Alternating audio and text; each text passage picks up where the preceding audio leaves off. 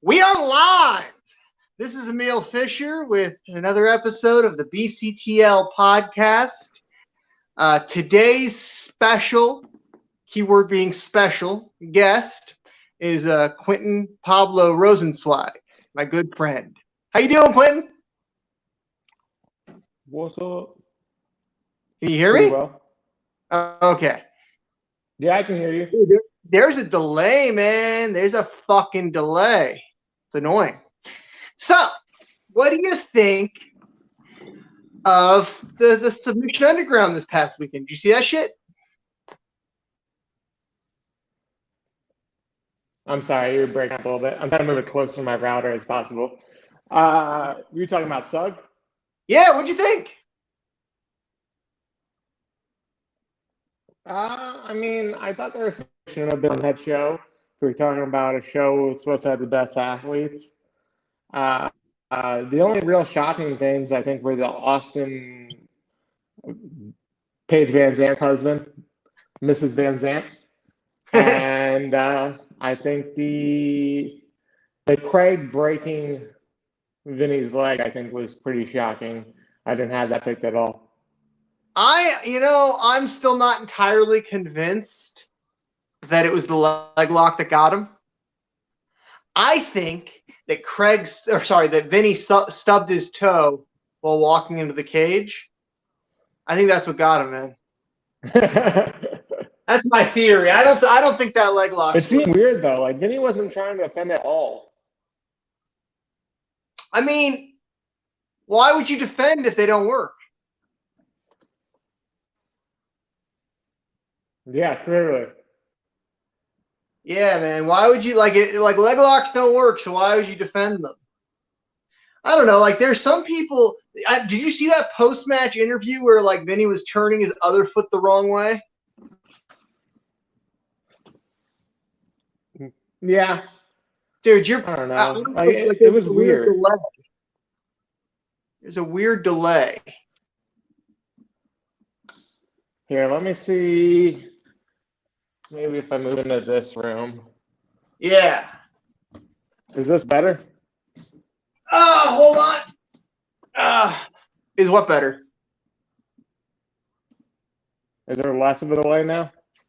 A little bit less, yeah. A little bit less. So. Okay. I'm literally like right next to my router box. Yeah, man, it's weird. I think it's the 5G towers. What do you think? What do you think of this 5G shit? I don't know. The like 5G conspiracy.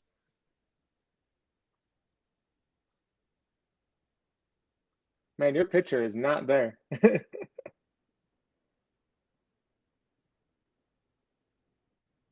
Are you there? My connection's fine, man. Weird. I have 4 bars right now. What's that? You have how many bars? Something. You have 7 bars? Let's see if that's any better. All right. Yeah, I'm right. It's all the way full. Okay. So let's talk about the next stage in jiu-jitsu coming back is going to be. Because whether or not you're a conspiracy theorist, whether or not you think that this shit's real or not, we all know that it's going to be a fucking while before we're all training normally. What do you think are some steps that can be taken to get shit back to normal? Well, I think first off, if we had more tests, it would be way easier. Like, I know one of my neighbors is an Army pilot. He said they get tested like all the time, so he knows he doesn't have it. Like, I've been around this guy, so obviously, like, by deduction, I know I don't.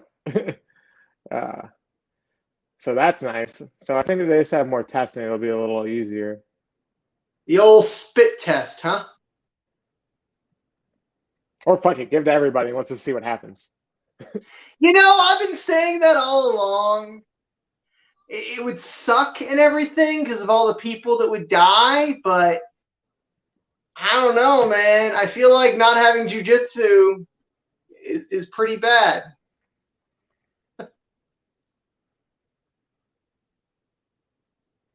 Yeah. But just like, what if it just like targeted all like the dicks in jiu-jitsu? Also, I don't know if I know a single jiu-jitsu person who's even gotten it. Like, not Hodger one. Gracie, bro. I know a fair amount of jiu-jitsu people. Hodger fucking Gracie. Hodger got it? Yeah, man. Hodger Gracie got the COVIDs.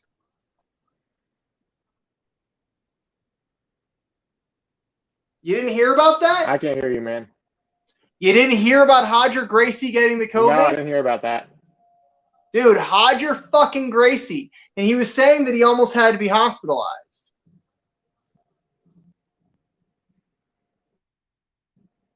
No. No? I don't know. Maybe there's some Gracie inbreeding. He's got them weak genes. Yeah, I mean, the Gracies are part of that Illuminati or whatever. So, what are That's you? What weird have though, you been because doing? like you would think in all the people we know in jiu-jitsu.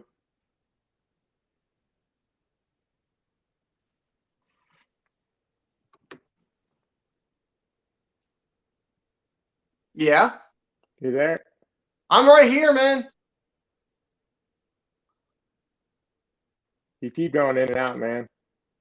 I'm going in. Hold on. I'm going to try to switch to my laptop. I'm going to see if that helps. I have a feeling it's on your end, though. I have a feeling it's on your end. I'm switching over here to the laptop. I'm right literally in. like I'm hooked up to a router and I'm plugged into a computer. Yeah. Well, here I'm hooking it up on my laptop. I'm seeing if that makes it better because I have 3 bars right now, but it is raining outside, so that might be affecting things. That might be affecting things. So, are you bummed that your name didn't win the vote? It was close though. I should have went on Instagram story and just then. Yeah, that would be cheating, man. That would be a cheap. That would be a cheap ploy right there. That would be a cheap fucking ploy. I mean, you got to use what you have. I don't know. It almost seemed. Hold on.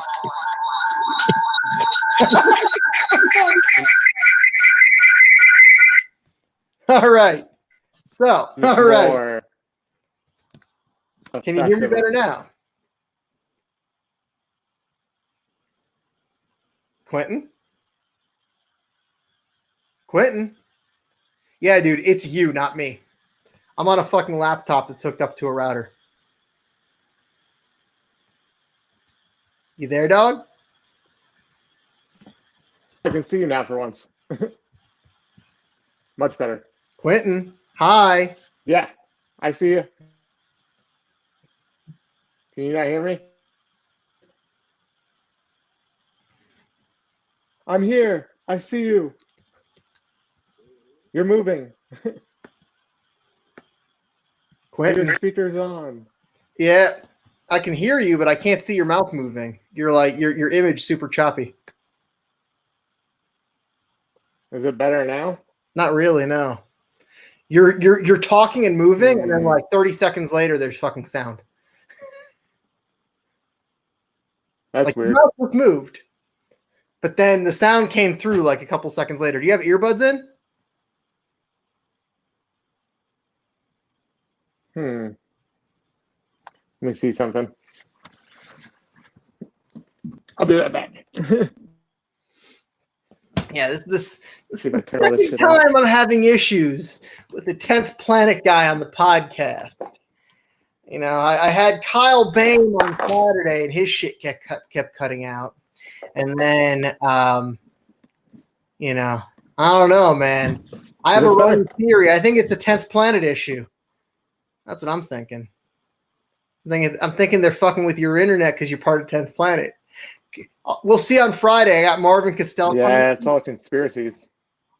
Yeah, dude, take your earbuds out. Unhook your earbuds. If you have issues with Marvin, sure it's What? Try taking your earbuds out and unplugging them from this thing. Try just using the microphone on your computer because this is pretty good.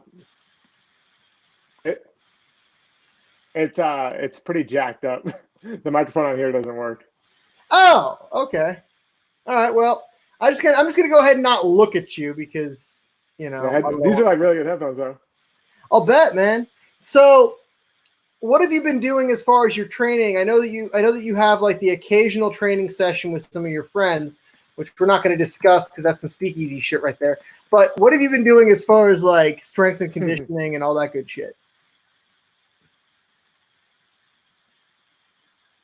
Well, I have my place in Savannah, so I've just been doing a lot of steel clubs, maces, like a shit ton of farmer's carries. I post most of it up on my Instagram. Just trying to be strong so I can tear people's limbs off as soon as this is over. I think there's a lot of people like taking it easy right now. They're gonna be in for a rude awakening as soon as the first competition comes back after quarantine. Also, I'd love to get a fuck around match. I don't know how those guys haven't had me on yet. It's like the only show I haven't done. Submission Underground?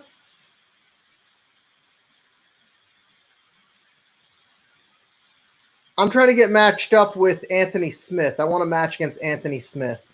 That's what I'm trying to get. I was trying to ask about Austin. Alexander? Mrs. Van Zandt or Mr. Van Zandt. Oh, Mr. Van Zandt. You want to look at it? I don't know, man. I think that you would beat him. Yeah. Dude, honestly, like I hate to say this because I do think that he's like a very charismatic human and he's got some really good techniques.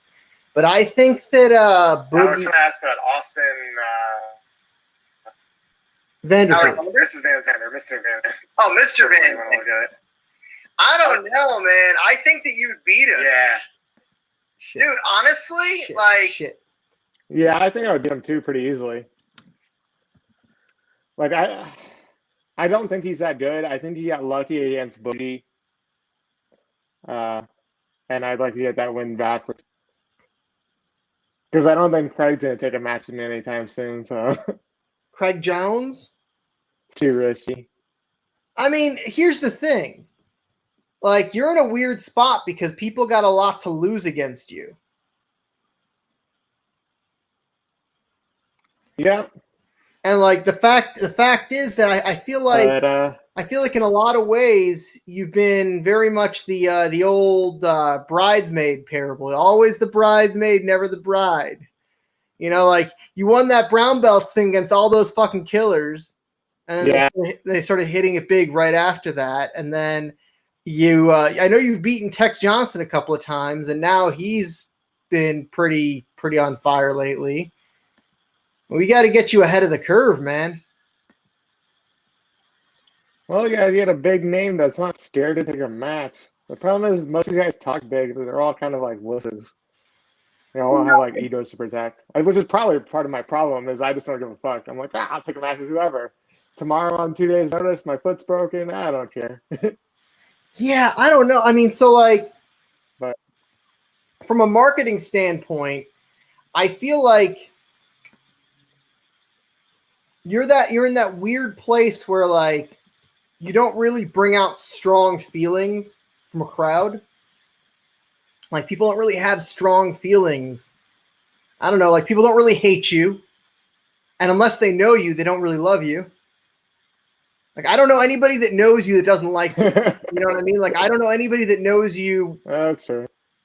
But like on the same token, I feel like you have to create emotions. People fucking hate me. And so they want to see me go out there and lose. I mean, I finished people in like 10 seconds. Like, how do you think I haven't been marketed? Yeah, you do. And I'm not like a shit talker, so it's not like.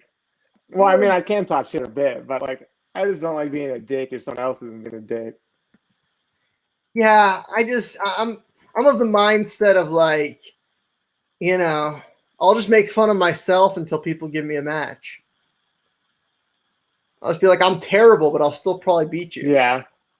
You know, look at how fucking bad I am. There's a good chance. There's a good chance that something bad is going to happen to you if you go against me. So therefore, you should take the match. I don't know, man. I also like I think that there's. I will say I was happy to see Joe Bays get that heel hook.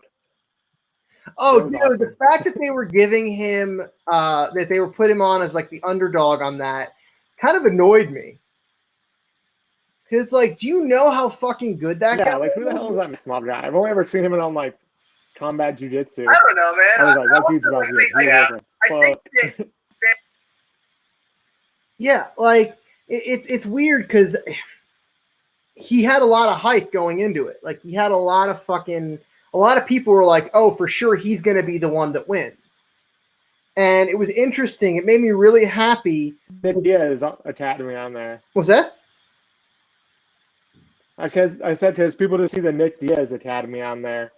They're like, oh, he's one of Nick Diaz's students. Nick Diaz is a punk too. He doesn't take jiu-jitsu matches. He got offered 10 grand to do a match with me and turned it down. Fuck Nick Diaz. He got offered 10,000 to go against you? Yeah, he refused to. He got offered $10,000 to do one jiu-jitsu match and said it was too risky and wouldn't do it. That's interesting. I mean, yeah, I can see that. Like, what does he have to gain? He's not a jiu-jitsu guy. People think the MMA guys stand a chance. They don't. None of those MMA guys stand a chance. Not at this level. Dude, it depends. It depends. You know who did it? You know who fucking did it? Max Roskopf. Roskopf or whatever. I don't know how to pronounce his last name. Who? Max Roskopf. He's a wrestler from Ohio. I don't know exactly where he's from in Ohio, but he's from somewhere relatively rural in Ohio. And he jumped into Shugyo and he fucking slept Ethan Krelenston.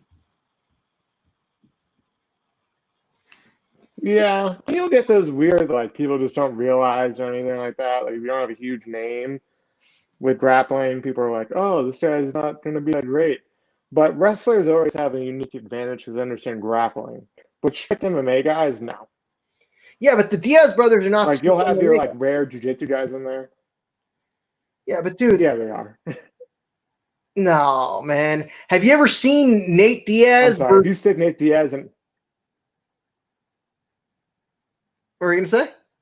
Versus who? Ryan Hall.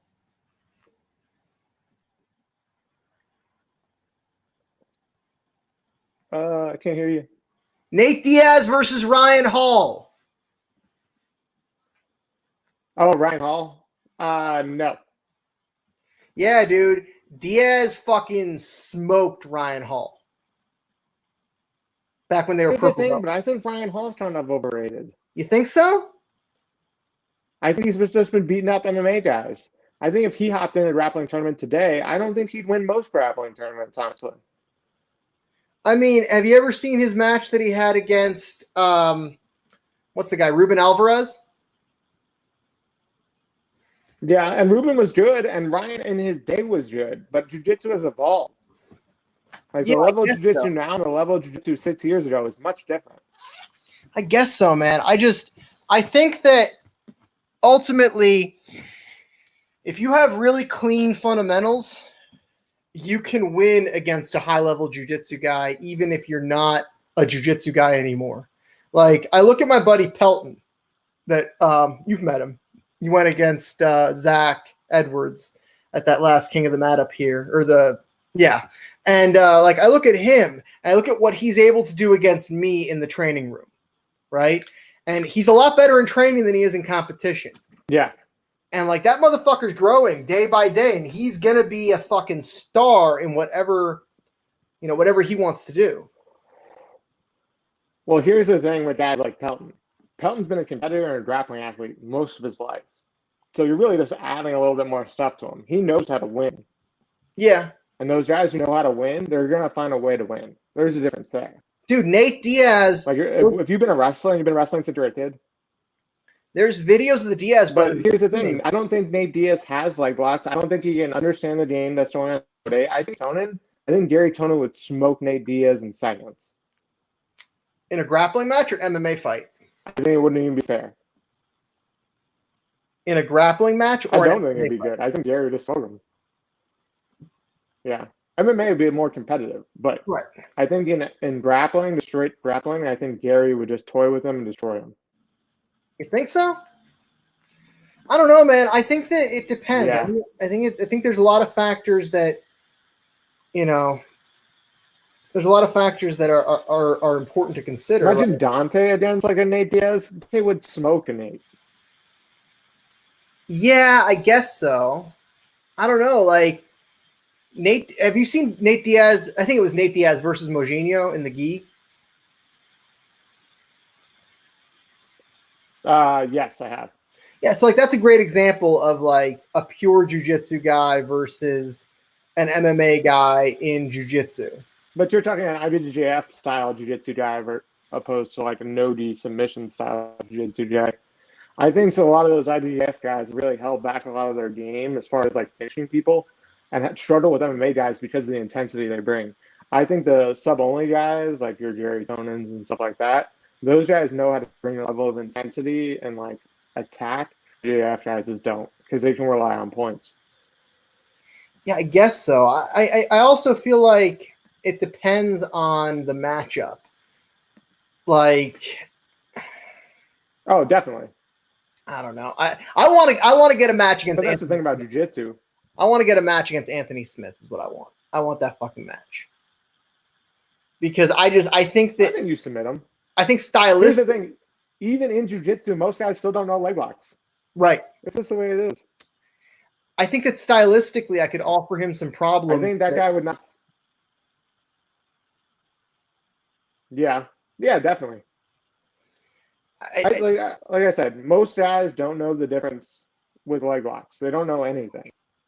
So if you bring a sophisticated leg lock game to it, you're just gonna wreck people. And that goes for jiu-jitsu or MMA or anything. Like these guys just don't know shit.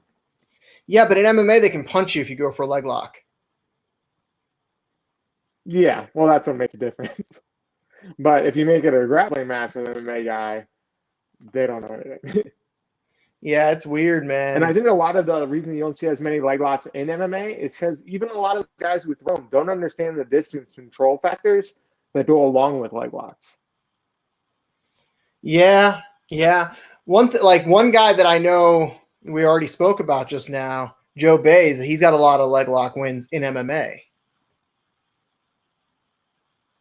Yeah, Joe's OG though. Yeah, but Joe's one of those guys. He does not give a fuck. He's going for your leg, and good luck. Yeah, but it's interesting because like stylistically, again, you look at guys like, for example, Rumina Sato. Sato was going for leg locks in MMA in the early fucking 90s. Yeah, but what level of leg locks? Was it just throwing heels, or was it like actual setups of stuff and flowing between legs, everything like that? Like I remember watching Rio Chonin heel hook Anderson Silva, but even then, if he scissor jumped into like a 411 kind of position, Yeah, with a shitty finish ripping across the body. Mm-hmm. Yeah, like the understanding of the mechanics of the finish changed so much. Yeah. Well, it's interesting because like I can sit in leg locks and survive for a while. Like I can sit in most people, even like with decent finishing mechanics, I can sit there for longer than most just because of the fact that I've learned how to follow the force and how to like, gauge it myself. But it's once you understand it, it makes the whole game different. So what do you think needs to happen to bring jiu-jitsu to another level? Like right now, I feel like there really hasn't been much in the way of growth in the leg game in the last couple of years. I think there has been a little bit. I just think some of the minds that were doing it just aren't really doing it as much anymore. Like your Eddie Cummings and stuff like that. Like I've been growing in my leg lock game, but I just haven't been able to show it quite as much because there just hasn't been as many competitions for me to get to or anything like that. And I can't get fucking super fights to save my life. So people keep running scared because I'm not a big name, but I'm scary. But I think part of it is just going to be the more people explore it. It's like jiu-jitsu. The more people that are exposed to it, the better people are going to get at it. And I think as more jiu-jitsu people get exposed to leg locks and high-level leg locks and a system for attacking leg locks, I think that's going to be where the growth happens.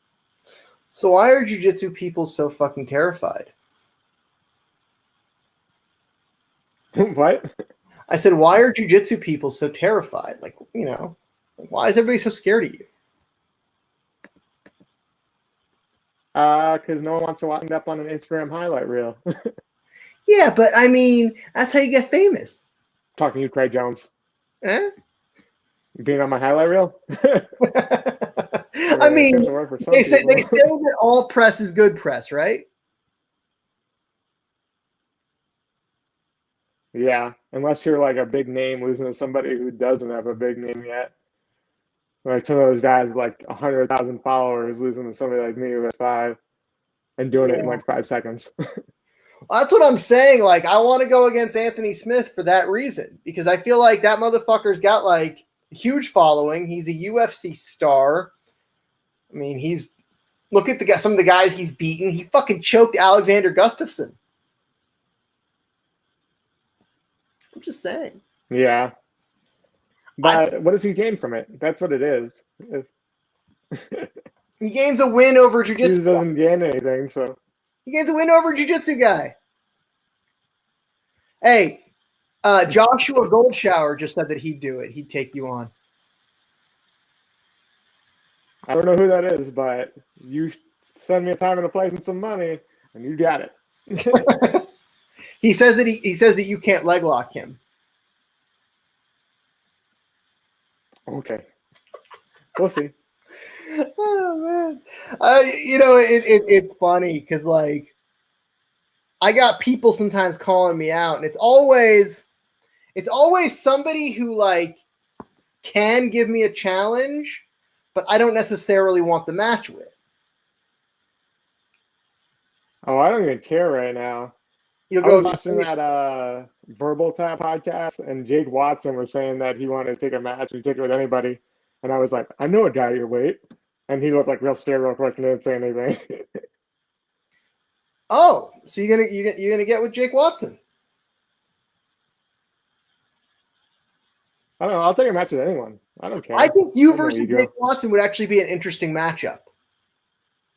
And I'll tell you why. Jake Watson is one of the top IBJJF style guys right now. I think you should do a match. So is Roberto Jimenez. I know. I think you should do a match with Jake Watson in the gi. Oh, quit telling people my secrets, man. Dude, I've been saying this for a while. I've been saying this for a while, man. Like, if I had to choose, like, if I had a gun to I don't want to go against you because you're my friend, but if I had a gun to my head and it was like, you got to fucking go against Quentin and you got to win. And it's like, I'm not saying I would win, but I'm saying I feel like I'd have a better chance no gi than in the fucking gi. Like, all jokes aside, I think that I would have, I just don't like gi rules. I know. But like when you get that fucking grip, I remember when you got that grip in my collar, I was like, I've made a very big mistake. This was a very poor decision. I thought for sure it'd be easy in no-gi. I was like, there's no fucking way. I was joking with Brandon McCatherine that like I think I can do Masters Worlds this year because I turned 30 in November. Yeah. And I was like, I should just throw a gi on, like a 10th Planet gi on, and do Masters Worlds. How funny would it be if I won a gi world title with a 10th Planet gi on? Does 10th Planet? So here's an interesting question, right? And I know you're only recently an inductee into the annals of 10th Planet, but I've seen a whole lot of fucking pictures of 10th Planet guys training in the gi. Yeah, I mean, they're not against it. It's just like most of the curriculum is no-gi. Like, it's all no-gi curriculum. But those guys will train in the gi, and some of them are pretty decent, too. We all just love training jiu-jitsu. We really don't care.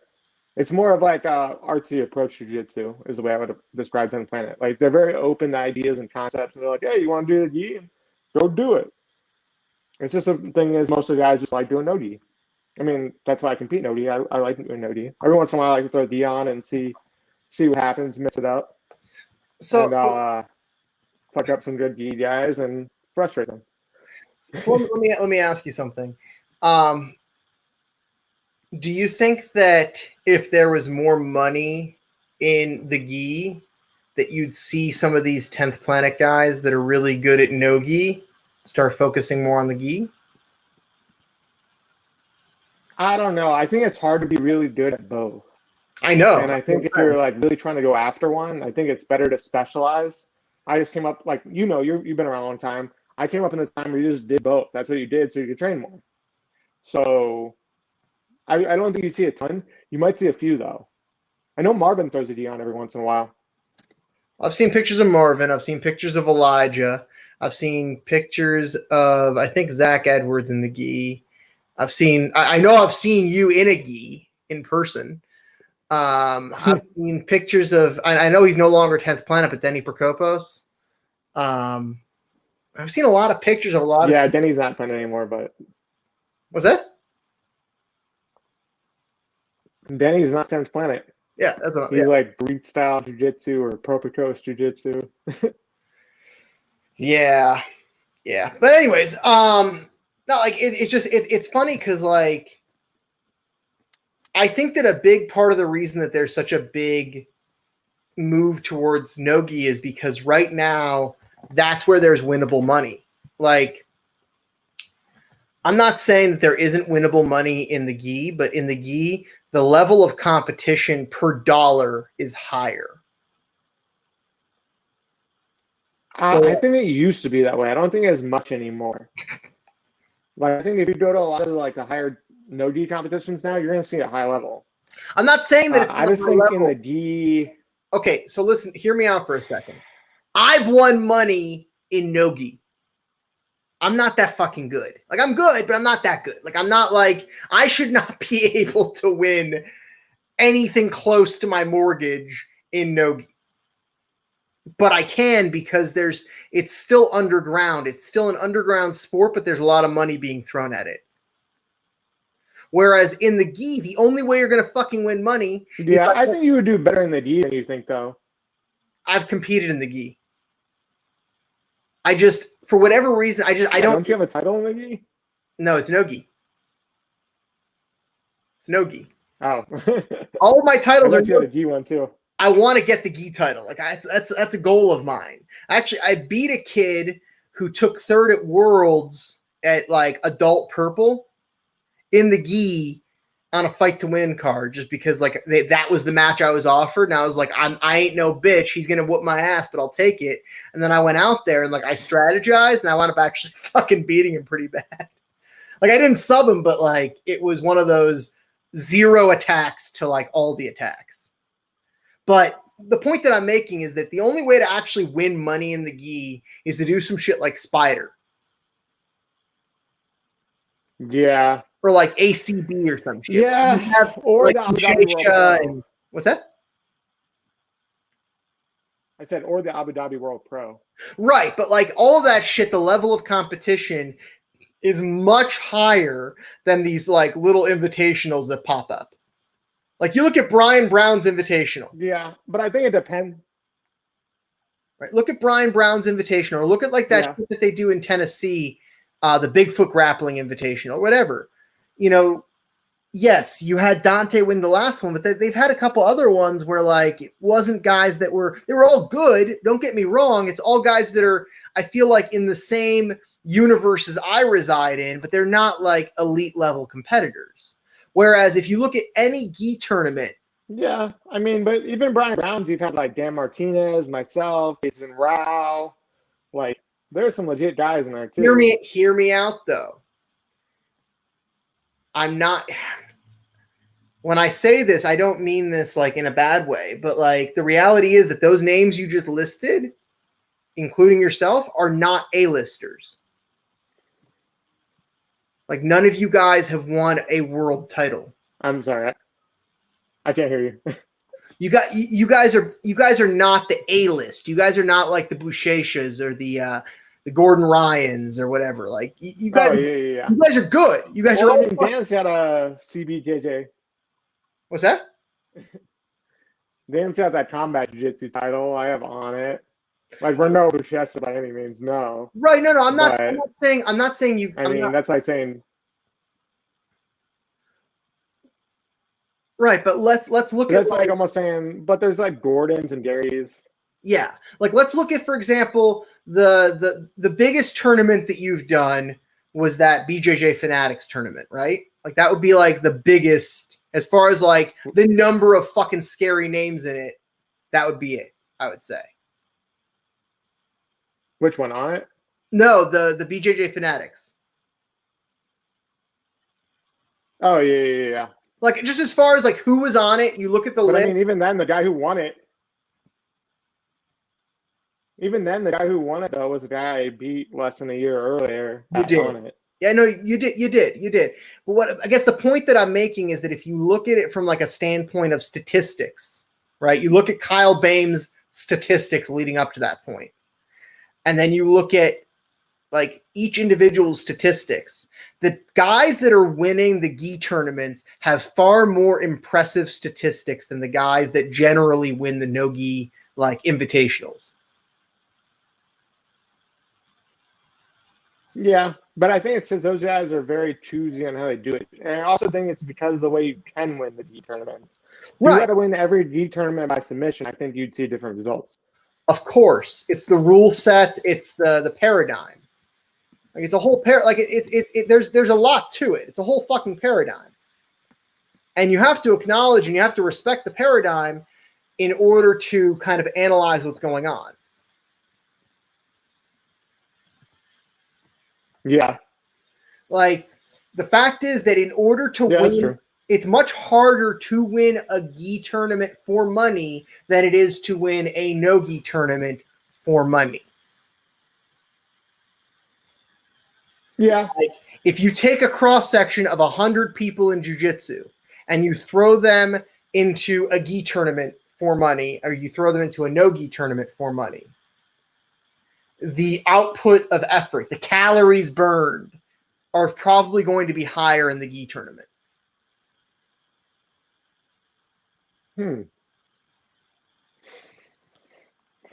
don't know, because I've watched tons of gi matches. Like I've been to gi worlds, I've seen all that, and I see a lot of the really good guys just coasting through matches. It's really hard to coast through a match when you can just when you have to submit somebody. Yeah, it's the rules. It's the rule set. Like the rule set is set up such that there are more ways to win in the gi than there are in no gi. Yeah. You can win by various collar chokes. So like that, it was interesting when I forget who it was that I had on. I think it was Stuart Cooper the other day.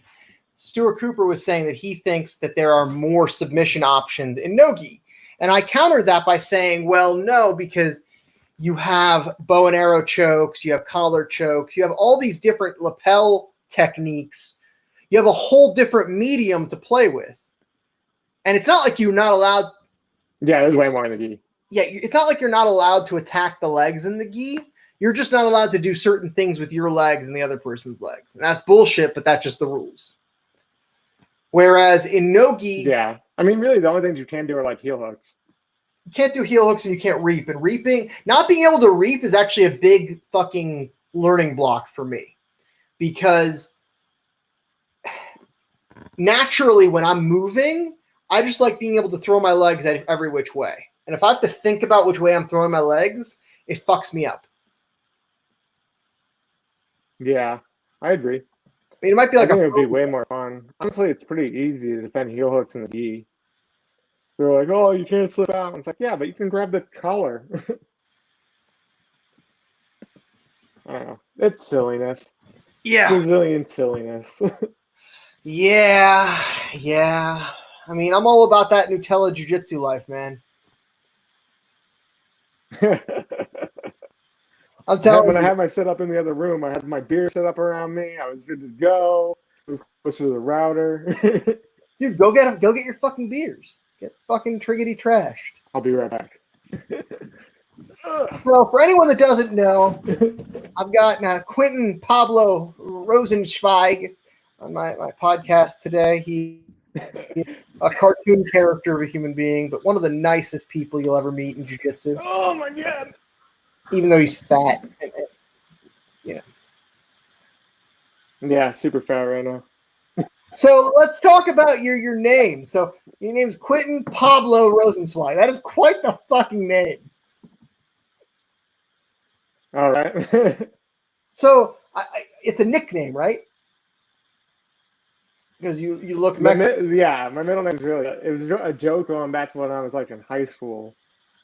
I went to like I used to go to this Mexican restaurant all the time, and I would go with my Dominican stepbrothers, and they would always try to speak to me in Spanish, and my stepbrothers in English. And I was like, "What the heck?" And they're like, "Oh, you're not Hispanic?" And I'm like, "No." So they all started calling me Pablo for the longest time, and that's just how it was. And I forgot to erase it off my Facebook, and it stuck. Have you considered legally changing your name to Pablo, your middle name? I really should, honestly. Because I feel like if that shit was on your license, that would just be top notch.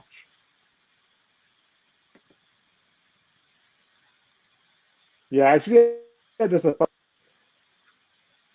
What's that?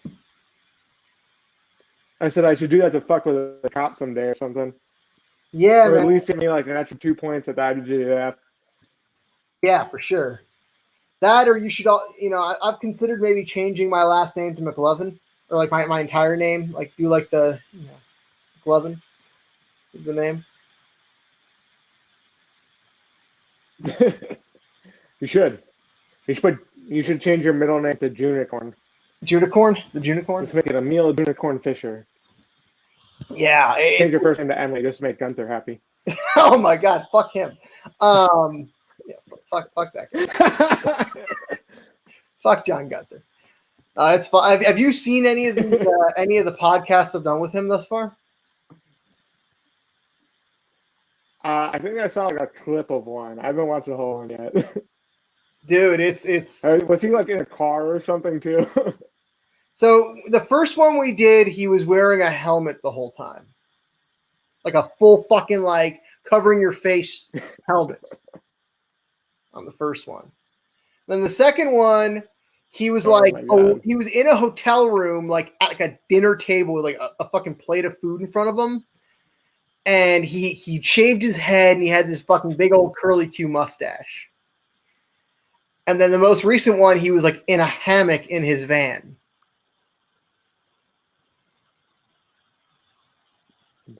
He's gonna be in like a llama fucking shed once, just butt naked during a podcast. I don't know, man. I don't fucking know. Like, he's such an absurd human being.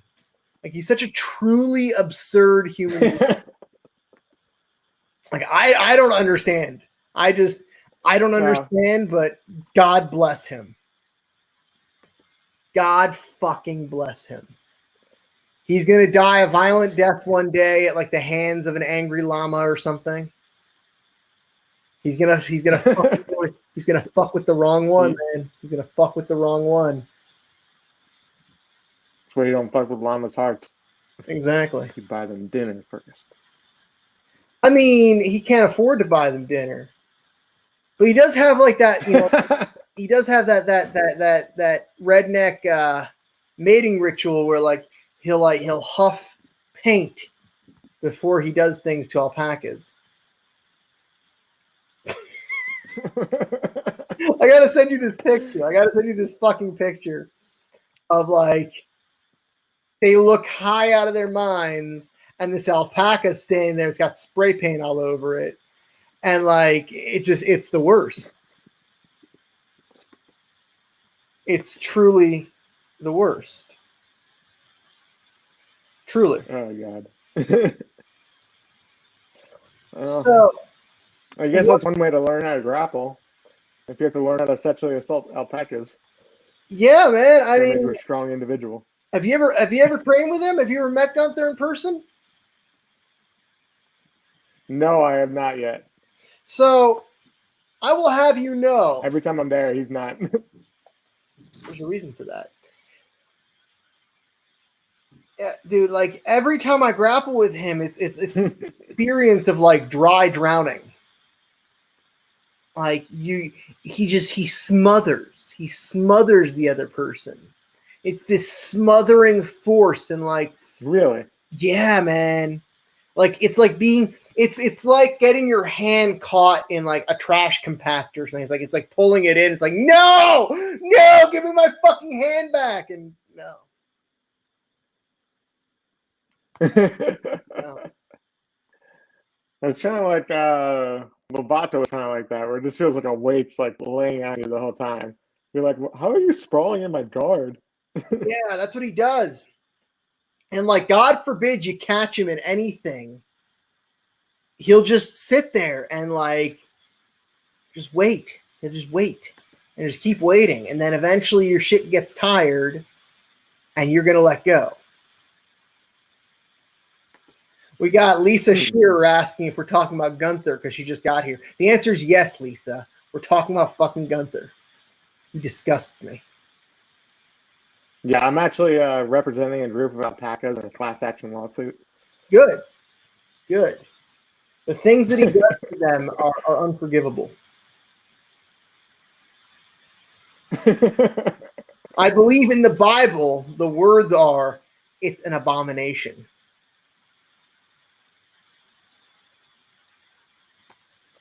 Well, they're probably just talking about Johnny Gunther. It's probably in there just for him. Yeah, I mean, if you look up abomination in the dictionary, you see a picture of John Gunther. I'm just saying. So who do you think is the most underrated, apart from yourself? I know you think you're underrated. Who do you think is the most underrated grappler in jiu-jitsu right now? That's a good question. Probably John Calistine. John Calistine's the fucking man. That dude does not get the respect he deserves. Either that or Jason Rao. One of those two. Well, John Calistine wins everything that he does, for the most part. Right? Like any sort of sub-only shit that he does, he wins. Rao hasn't won much, honestly. He always I don't know. He'll have some good performances and just murk some people, and then he just never finishes it. I don't know what it is, but everyone who says they train with him said he's the best in the training room. Like even Gordon said it. Gordon's Jason Rao is in the most trouble in training. Craig Jones said that when he trained there too. Yeah, I don't know, man. What's interesting? I faced a dude a couple times. He's a tough dude. He's smart. Yeah, I heard the same thing about Khalil Fadala.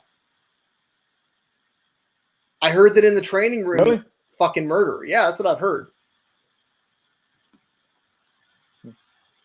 Who said it though? A couple people. Nobody of note, but a couple people. Yeah. I don't know. I faced that dude twice. He's a nice guy. I want to go against Jason Rao. I want a match against Jason Rao. That is a match that I want. I'll tell you why I want that match. I think that in competition against people that are aggressively attacking my legs, I tend to do pretty okay because I get that retard break. I'll just snatch that shit and it'll fucking snap. I think your style would give him a little bit of problems. It's just not very usual. Yeah. But he's a motherfucker. I know he's a motherfucker. I know that. I've seen the tape on him. I've seen a lot of fucking tape on him. I've actually studied a bit of tape on him. He's a remarkably good grappler. I just think that a lot of times styles make fights. No, that's definitely true. And I think that stylistically, it would be very difficult for him to prepare for me. And I think that stylistically... Yeah, it also would depend on which Jason Rao shows up. I think if some of the Jason Rao that shows up to some of the Invitational shows up, I think you do well. I think if it's Rao at the top of his game, it's a long night for you. Maybe. I don't know. But your game is very frustrating to deal with, especially if you're not used to it. So I could see it giving him some problems. I think that I've watched some of his losses. I've watched some of Rao's losses. he does not deal with people that outdo him on the leg lock front. Like, if somebody just fucking grips and rips, he doesn't deal well. Usually it's guys that are really physical with him, too. That's what I'm saying. Like, I watched a good bit, too, and, like, PJ Barch in their first match, like, PJ was real physical with him, and it gave Rouse some problems.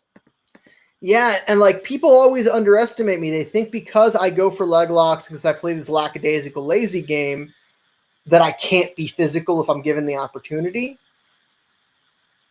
I think that he wouldn't expect that from me, but I think if I got my hands on him, he might be in some trouble. I don't know. Like, it's one of those matches I want to see what happens. Yeah. Like, I don't think I'd win necessarily. I think that he'd be the most decorated and one of the most decorated and dangerous opponents that I've faced. But like, you watch his match against Joe Bays at that BJJ Fanatics Invitational, and yes, he wound up beating Joe, but Joe had him in some trouble, man. Yeah, but you also gotta realize, like, we had a rough match right before that. Like, I was all over him, cranking on his legs. I think he just didn't want to eat any more leg stuff and was very cautious with Joe. Maybe. Did you pop him? Yes, on the outside once. Really, I got screwed on the reset on that when we're pulling back in, because I was belly down inside heel, and when they pulled it reset, like, Jordan and him were bitching about where my hands were. Yeah. Yeah, I don't know. I mean, But what are you gonna do? Yeah. Also, I think that a lot of the But I popped him a few times. The match before that, and I popped him on a knee bar, and he just fucking ate that shit. Yeah. I'd like to try to straight ankle lock him. I feel like Jason Elite. I think he has had some trouble with straight ankle locks in the past. I know. But man, I tried in that BJJ Fanatics, and I couldn't get the angle on it. Like, he's real smart on his angles. Yeah. I don't know, man. I don't know. It was interesting. When he caught you with that Aoki lock, it was a fascinating the finish was fascinating. All right. So I had a bruised bone in my heel from that. I tried to breakdance barefoot in Austin and came down. I have people that were there when this happened. So I was talking out my ass and I hate making excuses for stuff. But that leg was kind of jacked up. Like, I was kind of limping walking out to that match. Yeah. Well, should have protected it. I mean, it is what it is. Yeah, what are you gonna do? Like, it's funny because, like, going into the match against Leduc, it was the last big match that I lost, the last super fight that I lost. Going into that match, I fucked my wrist up. And it was funny because, like, he did nothing to that hand. So, like, that's not an excuse at all. But mentally, what that did to me mentally was, like, it was fucked up. It was like a weird, like, I was in a weird space in my head. Yeah, like, you try to, like, compensate for it and you're, like, aware of it. You're like, oh, I don't want them to touch that. That's kind of how it was for me too. Like, as soon as he grabbed it, I was like, oh, this is already hurt. Right. Right. That's what I'm saying. Like, he did, like, he beat me because he fucking, like, hit a cool switch on my feet. So, like, there's no excuses on my end. But it's so funny how, like, shit like that can mentally fuck with you and prevent you from making smart decisions that maybe you'd make otherwise. Yeah. Yeah, definitely. Like, even in training, that happens. Like, sure. I remember I had a pretty jacked up thumb for a while, where I was rolling with one of my buddies in Austin, and he had, like, shorts on with pockets. My thumb got caught and rolled back, and man, even talking about it, my thumb hurts. And even in training, like, if anyone got near it, I would be like, nope. Let me tell you something. You're making my thumb hurt right now. Like, my thumbs just both got super sore. Oh, yeah. Anytime you talk about, like, hurt thumbs, like, any of your jiu-jitsu guys, like, I know that pain. Fuck that, man. Fuck that. So, who do you think the most overrated guy in jiu-jitsu is? Overrated. Let's see.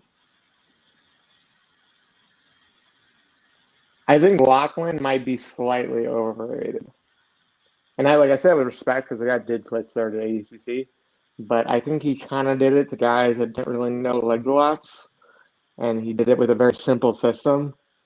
And I think he has a lot more credit for being a better leg blocker than I think he is. And I think a lot of people don't realize that he was in the EBI and got smoked at it. And I like the guy too. I think he's an awesome dude. I like his style of jiu-jitsu, but I think he'd probably be one of them. I feel like there's somebody else I'm thinking of.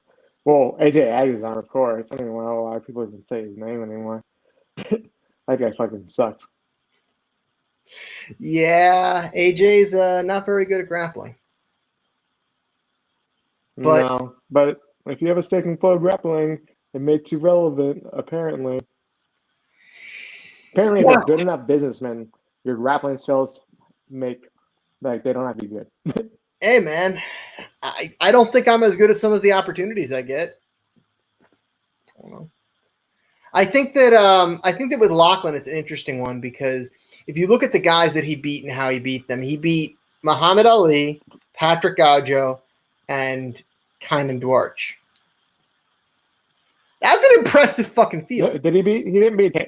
He didn't beat Kaynan, did he? Yeah, he beat Kaynan. Was it Kaynan? I mean, that is impressive. But I mean, Cal Bain has a win over Kaynan Duarte. Yeah, but when they were brown belts. Muhammad gets heel hooked by everybody. Muhammad's really good. Yeah, that's true. But I'll say with Muhammad gets beat by everyone. By all of his losses really are by a leg block, I think. Like all of his no-gi ones. Yeah. And then the one I was really shocked about was the Patrick Gaudio. I thought Gaudio would give him some trouble. That was impressive. That's what I'm saying. Say, he had a good day. But if you talk about it as an overall top grappler or top heel hooker, I think there's some other guys too.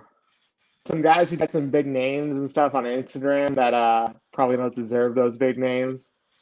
I'm not going to throw anybody under the bus because I feel bad about it, but I think you know who I'm talking about. Oh, I know exactly who you're talking about. Fuck those guys. Yeah.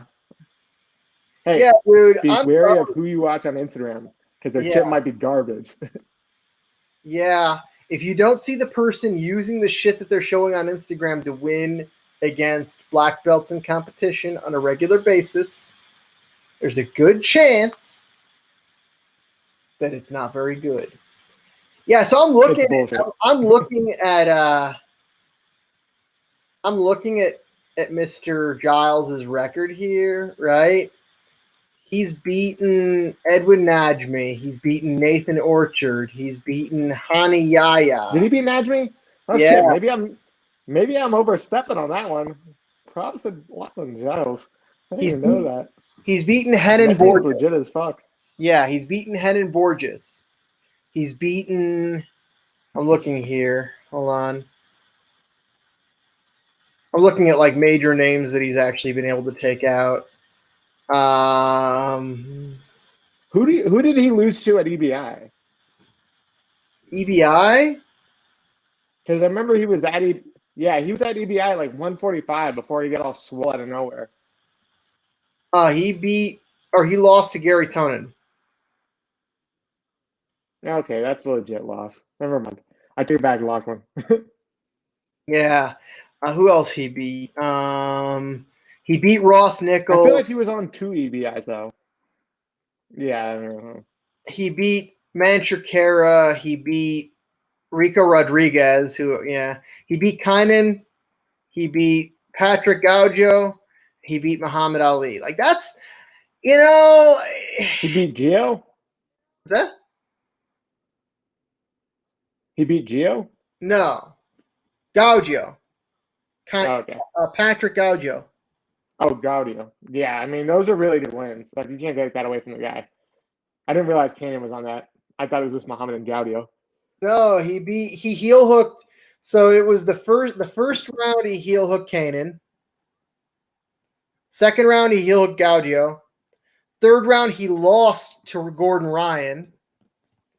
And then for third place he beat Muhammad. Yeah. He lost first round to Lucas Lepre though, right? In the weight division? Yeah, 3-0. Yeah, that's what I thought. I don't know. Lepri's interesting because like Lepri's game is very uneven. I'm not a Lepri fan. Why not? So when I was in Atlanta, we tried to set up a super fight with the two of us. Like there's a local promotion there called NFC, and they were looking for somebody to face me because I had beaten like a lot of the local guys. And we're like, oh, why don't we do Lucas Lepri? Like he's local at the time, or I think he had just moved to like Charlotte or where the fuck. And I was like, oh, well, I'll just reach out to him. So I had some people reach out to him and try to get him, and he was like, it was really hard to get in contact with him. And it's like students act like he's like a cult leader. And and finally get a hold of him through email. He was nice on the email and everything like that. And I'm like, hey, like, how much do you want for a match? Like, we're gonna do a match. I wasn't gonna even take any money for it. I just wanted to do it because I thought it'd be fun. Yeah. And I was like, you can give all the money to Lucas. And he was like, well, I want 2,500. I'm like, all right. So I talked to some sponsors, like get it together, and we get 2,500. And he comes back, he's like, I want 5,000. All right. Talk to sponsors, get 5,000. And then I see him at IBJF Open, and then he tries to pretend like he doesn't know who I am in front of like his students and like some of the other Alliance guys. And I pull up the emails in front of him, and then he starts acting real weird. Like, fuck that guy. Like, he might act nice, but that dude's not nice. He's a coward. Yeah, I don't know. So, like, here's my thought on that and on that whole situation. I think that you are probably about 30 pounds heavier than him. Oh yeah, I was smaller at the time. Okay, and I think I think at the time I had like 10 pounds on him. I think that just like, and I don't know what your game was like at that. You probably would beat me at the time, honestly. What's that? What'd you say? I said he probably would have beat me at the time, honestly. But it was just the way he handled it. Like I was just like, that's kind of lame. And then like he asked for like even more money, and then I got that secured, and then he just straight up like stopped answering my emails back. I mean, you're not a good matchup for anybody. Yeah, but I mean, I don't care. Like if you offer me 10 grand, I'll fight anybody. Right, me too. UFC would call me today. They'd be like, "Hey, we got 10 grand for you to fight John Jones." I'd be like, "You got a plane ticket too?" Yeah, me too. Like I'll accept a match against anybody. Like I literally, like my last super fight was against some fucking blue belt who was going around annoying the promoter of the event. And the promoter of the event's always super nice to me and asked me to do a match with him just to like shut the kid up. So I did. But like I just don't give a fuck. Like I just don't care. But that's because I have not built up that much of a brand yet. Now, if I was at a point where I was a multiple time world champion and you know I had this fucking cult like following and a guy locally that was not well known asked me for a match and offered me money for it, I'd have to think long and hard about whether or not I wanted it. You know, like what does that do? What does that accomplish for me? Now, what I think you should do. Yeah. I mean, think, I've had time. Dude, my honest to God opinion is I think you should become undeniable. I think that you need to win the ADCC trials, or I think that you need to win Nogi Worlds. Well, I plan on doing the trials. Good. Or I think that you need to win Nogi Pans. Win something that like puts you on the radar for BJJ heroes. Yeah. Like that's what you need to do, man. Like the fact is that as of right now, you and I know that you're very good, but on paper, you're a nobody. Even though you've won the shit that you've won. Yeah, I mean, I got a few titles now. No. Like again, I'm not saying. Listen, let's be clear. Like the wins that you have are fucking legit, but like you beat people before they got good, before they got well known. Like I had a match. Yeah. Well, I feel like Kyle was already a name by the time I beat him. Okay. But I feel like his really like his coming out party was that King of the Mat up here in Cleveland. Nah, I think it was a little bit before that. I think that was just one of the bigger titles he won. But even Roberto Jimenez was being second coming of fucking Christ until that on Invitational where I basically destroyed him.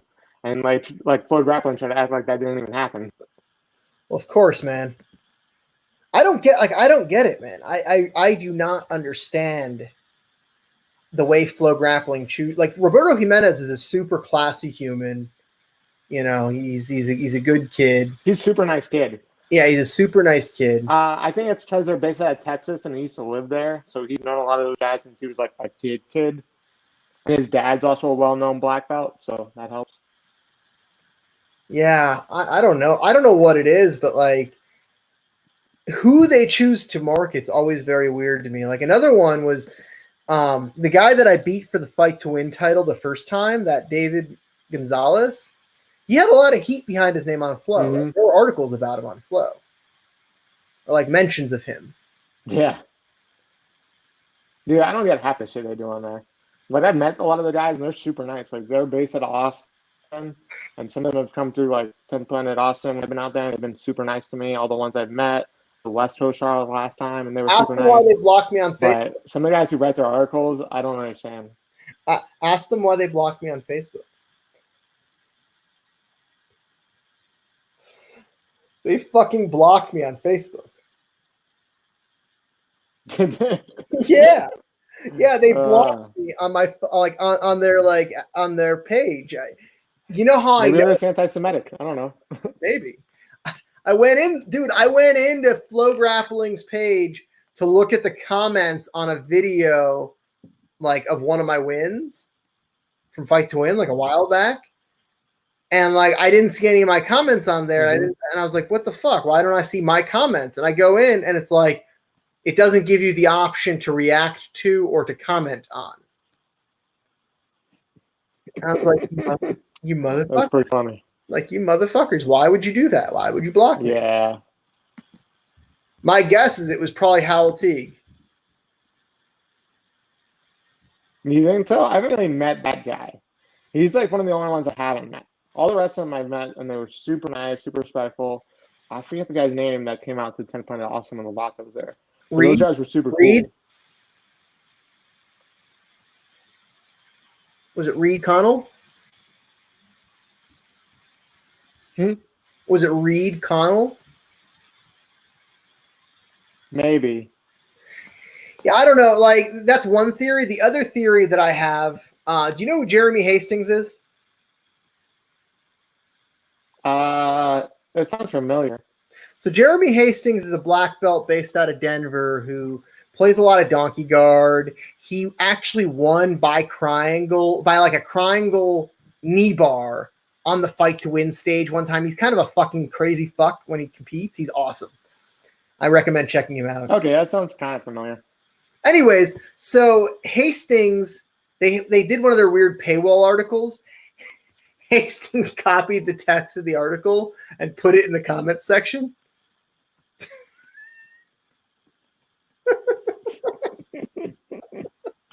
He copied the text and pasted it in the fucking comment section of the Facebook post. And I think I might have like reacted to that comment. And it's possible they just like blocked everyone that reacted to the comment.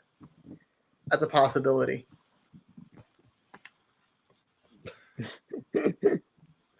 Oh man, that shit was funny. It's like how petty they get with that shit. Oh my god.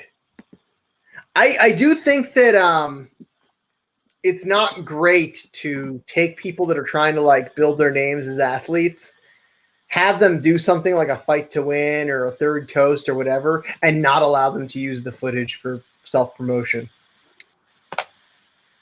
Yeah. I think that's kind of a shitty way to go. I think maybe they should let people buy their videos or whatever. Like, whatever. Like, what the fuck does it matter what some purple belt from, like, Tulsa, Oklahoma does with their match footage? Like, what the fuck does it actually matter?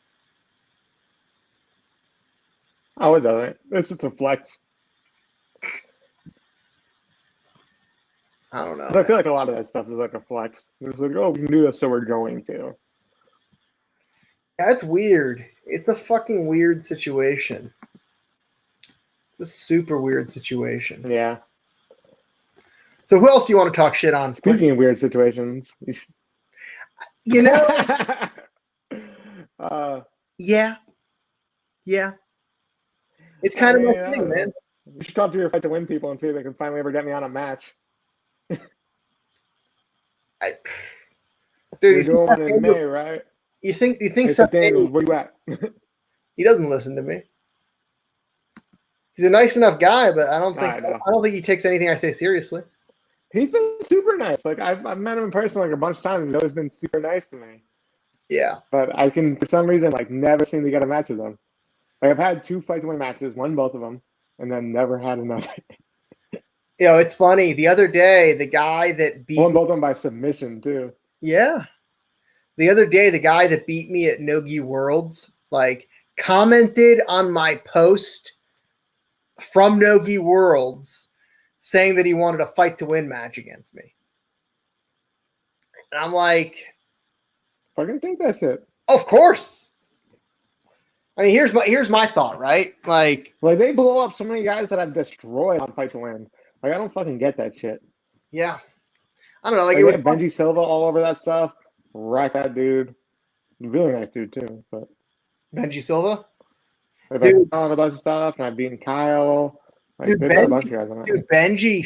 I just don't get why I can't get matches on Fight to Win. Yeah, Benji went against the guy that I beat in the first round of Dave Garmo's thing. Benji fucked him up with a knee bar. Like he like swung under him. It was amazing. It was an amazing knee bar entry. If you have flow, I recommend checking. Yeah, I faced Benji at the ADCC trials and I heel hooked him. Yeah, dude, heel hooks are such a game changer. Not bad. Heel hooks are such a fucking game changer. Like I've rolled some very high level black belts, like very fucking high level black belts that don't really like heel hooks. And if I was, when I went for heel hooks, it fucked them up.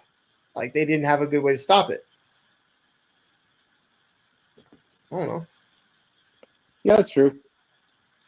I don't know. I feel like you don't see that as much anymore, but you still kind of do.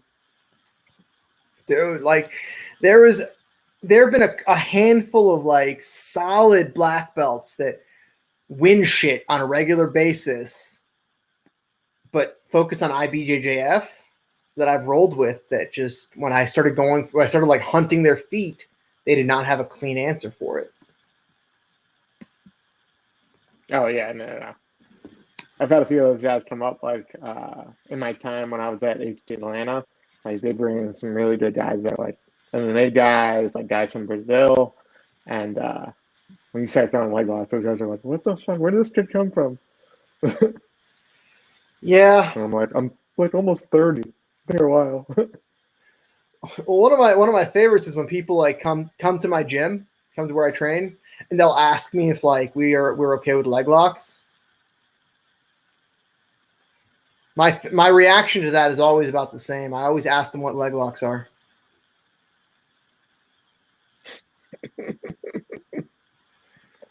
Yeah. When you ask somebody what a leg lock is and then you heel hook them repeatedly, it gets a funny reaction. I always think it's funny, like when you heel hook a few times, you're like, do you do anything else?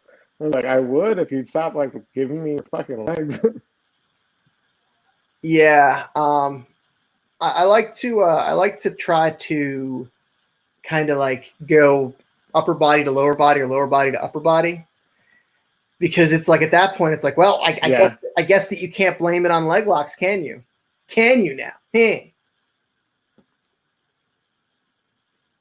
Yeah, I always try to throw like one choke or like one arm bar in there, just so they're like, oh fuck, you can do that too.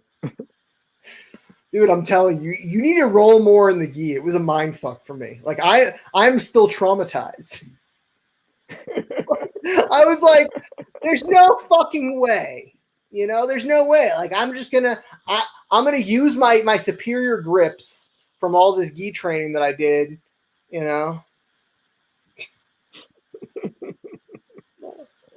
Yeah. No. Shout out to Master Ricardo Miguel. That's where like all my D stuff came from. Yeah, no. When I was at HC Atlanta, they had the black belt come up from Brazil, like a Cicero Costa guy. Really nice dude, but he was talking about how good his gi was, how he does the worlds and all this stuff. And I just happened to show up on a Saturday for a gi class, probably like the first gi class I rolled in like a month at that point, and I just smoked him. Like wasn't even fair. Probably tapped him like 5 times in 6 minutes. And he goes, oh, you do IBJF? And I was like, no, I'm a no-D guy. I saw him. He looked like he was about to cry. One thing that's funny with you, like, and this is, it's not a criticism, but just a kind of an observation. You have a tendency of rolling a lot harder than a lot of people that I train with, or that I have trained with, rather, like other good black belts. Like you bring a certain intensity to the roll, and it's a good, like even when we're rolling light, like your intensity level is way higher. Like you're not danger, you're not reckless. It's just a greater intensity level, and it might just be just natural for you. I don't know if you ever heard that before. Yeah. I don't know. I think it's just like I team up with a good group of guys, like Sergio and Paul Ardea, and like we just go fucking hard, man. Yeah. So like even when we're going light, it's still like we go. We just go. I got nothing against it. And then I think a little bit of it is natural. Mm-hmm. Like especially doing like a little bit with like I did some MMA and stuff like that. So you have to have a little bit of that killer instinct. Mm-hmm. Otherwise you're getting punched in the face. Yeah. So I think that's why. Like I don't remember a roll with you where everyone's like, "Oh, Quentin's a sociopath," and I'm like, "No." No. Yeah, you are, but that's okay. I won't tell anybody. Yeah, so is there anybody else you want to talk shit on today? Not really. No. Josh LeDuc's fat. There's that. It's always going. Yeah. I'll be getting drunk with him next week. Yeah. So my schedule over the next couple of days here. We're going to do drinking games on your podcast. Fuck yeah, man. So my schedule for the next couple of days here for anybody interested in tuning in. Tomorrow at 2:00 p.m. I have Matt Heafy, who is the singer of a band called Trivium. They are, I believe, currently number something on the charts. Like they have a new album that just came out last week, and they have charted, which is pretty impressive. And they're Grammy nominated. Then Friday I have Marvin Castell. Hopefully his connection isn't as shitty. Tempe in the house. Yeah, hopefully his connection isn't as shitty as Quentin's, whose mouth moves and then sound comes out 10 seconds later. Then on Saturday, I have Joel Bain, who is the founder of Snake Pit USA. Really fascinating character, the godfather of American Catch, is Catch Can. One of the godfathers, rather. Sunday is still TBA. Monday, I got Josh Palmer, the announcer for Polaris and Kasai and multiple other organizations. Tuesday, I have, what's his name? Herman Lee, the guitarist from Dragon Force. Wednesday, I have John Combs. That is the schedule as of right now. The schedule. John Combs is awesome. I love John Combs. You know, it's funny. You know that John Combs is actually from Shaker Heights, which is like the next town over from where I'm at right now. Really? Yeah. Like originally. He didn't live here much, but... Oh, yeah.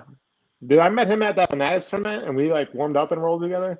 He's one of the nicest people I've ever met. Like, was so nice throughout the whole thing. Like, joking, smiling. Like, I can't say enough good things about John Combs. Yeah, like, so my first interaction with him was at my first fight to win. He was going against Andras Brunovskis as the main event of that card. and Andres wound up knee barring him. But it was funny because like right after weigh-ins, I brought these donuts because I was sponsored by a donut company at the time. I brought these donuts, and John was like smashing the fucking donuts. Like he ate a bunch of donuts. I didn't know the guy. I didn't know anything about him. That sounds about right. Yeah. So I think the first time I saw him was Copa Podio, where he went against Erbeth and was like throwing Erbeth around with like takedowns. He ended up getting beat, but like went hard at Erbeth, and I was like, man, I respect the fuck out of this dude because Erbeth is a scary mofo. Yeah, dude, John is a very gamey motherfucker. Yeah, it was kind of cool. Like when I was in Denver for Fight to Win, I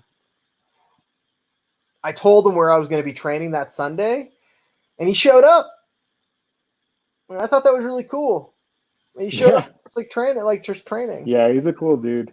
I thought like I was really impressed. I was like, I want to bring him out here to Savannah once everything passes. Well, you guys are opening up soon, aren't you? I can, man. I was just going through Chris Moriarty, black belt I faced a long time ago. I like to consider him a friend now because we're all kind of friends down here in the South. But he's a doctor and a high-level black belt, and he gave us like these like at what phases we should be doing which in our gym on like how to reopen. And he was talking about like starting with solo drills and all that. So I'll probably be looking at him more for like how to reopen my gym or how to open my gym really, because we were supposed to open right as it started. So that's been kind of crazy. But yeah, I'm down here in Savannah now. Hopefully it'll all be open here shortly. I would assume within the next month and a half, we should be back to regular, fingers crossed. But yeah. Yeah, here's hoping. I got to come down there sometime, man. I got to come down there sometime. Yeah, dude. It's awesome. We got beach here. We got great food. I love it. Yeah, once you guys have a decent little student base, head me in for a seminar. Eh? Yeah, for sure. Awesome. So if people want to get at you, where can they find you on the interwebs? Check me at Quentin Rosenzweig on Instagram and Quentin Pablo Rosenzweig on Facebook. I think that's it. Also, check 10 Planet or 10P SAD is our website for 10 Planet Savannah. That'll be opening soon. So if you're in the Savannah area or just passing through, come check this out and get some rolls. Fuck yeah, man. And watch your fucking feet if you're rolling with Quentin, because he will remove them, and then he may keep them and put them places. Just saying. Just saying. Just fucking. If you're lucky enough, I'll throw a D on too and choke you. Jesus fucking Christ, dude. Like the fact that you're opening a 10th Planet gym, like a 10th Planet affiliate, gives me a little bit of solace because I know that you're not going to be terrorizing people as much in the gi. Oh, fuck, man. I think 2 classes a week in the gi. Are you allowed to do that as a 10th Planet affiliate? Mm-hmm. I always say they do that 10th Planet Austin. I always say that, like, you know, if things ever don't work out for me where I'm training and I'm looking for an affiliation, I'd consider 10th Planet just because I know so many people that are under 10th Planet. Although I hear they've made it more difficult now. Yeah, you fit in. It's a little more difficult. Like if you're a black belt coming in, I think you have to start as a brown belt until Eddie promotes you. But there's like certain circumstances and like do certain things. So basically, I just want to make sure everyone knows the 10 Planet system, is able to teach it. So there's no like people that like pay their way. They're like, oh, it's 10 Planet now, and they got some black belt from some Joe Schmo and don't even know how to do like a truck or anything like that or play rubber guard. Hubbard Warch. You don't really play much Hubbard Warch, do you? I do a little bit. I'm not a huge rubber guard guy. I'll do it occasionally, but you know me. I like the leg locks, or I'll come on top and smash people. Yeah. All right, man. Have a good night. You too. Later. Ending broadcast.